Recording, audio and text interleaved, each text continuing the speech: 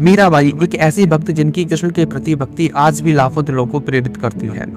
राजस्थान के राजपूत परिवार में जन्मे इस महान संत ने अपने जीवन को प्रेम, त्याग और समर्पण का प्रतीक बना दिया।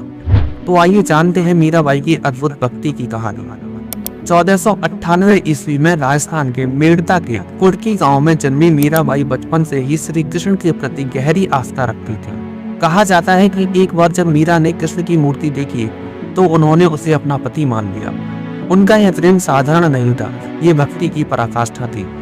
राजपूत परिवार में जन्म लेने के कारण मीराबाई का विवाह चित्तौड़ के राजा भोजराज से हुआ, लेकिन मीरा का दिल तो पहले ही श्री कृष्ण को समर्पित हो चुका था। वे महल में भी कृष्ण की आराधना कर रही थी, जिससे उनके ससुराल में कई लोग नाखुश थे।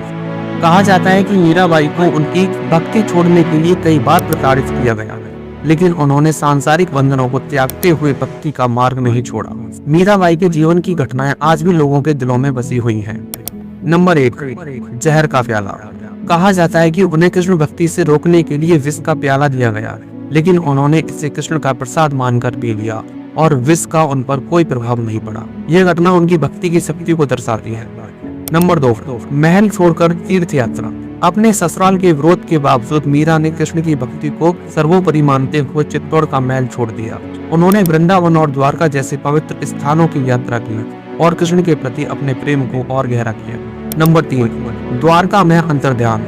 अंततः मीराबाई ने द्वारका में कृष्ण की मूर्ति के साथ समर्पित होकर अपना शरीर त्याग दिया। उनके भक्त मानते हैं कि वे श्री कृष्ण में विलीन हो गई।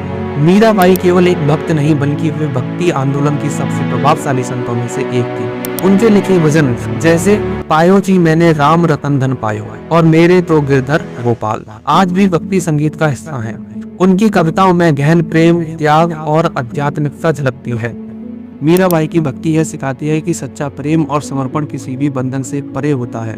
उनका जीवन एक प्रेरणा है जो यह दिखाता है कि अगर भक्ति सच्ची हो तो भगवान स्वयं भक्त की रक्षा करते हैं। आप मीराबाई की इस भक्ति के बारे में क्या सोचते हैं? अपने विचार हमें कमेंट सेक्शन में बताएं। अगर ये कहानी आपको प्रेरणा देती है तो इसे लाइक और शेयर करें और हमारे चैनल को सब्सक्राइब करना ना भूलें। धन्यवाद। अगले वीडियो में मिलते हैं एक और प्रेरणादायक कहानी के साथ।